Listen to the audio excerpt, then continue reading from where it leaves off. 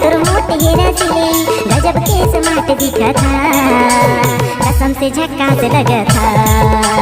गजब के स्मार्ट दिखा था, कसम से झक्कास लगा था।